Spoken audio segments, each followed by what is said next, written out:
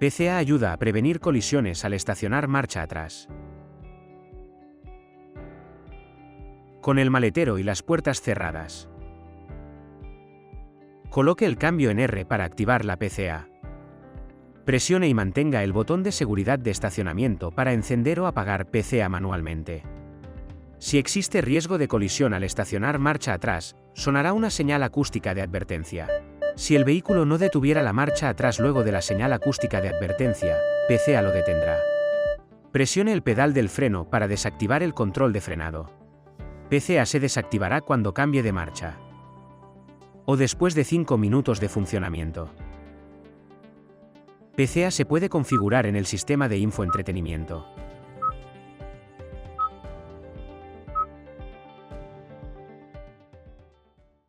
Kia, movement that inspires.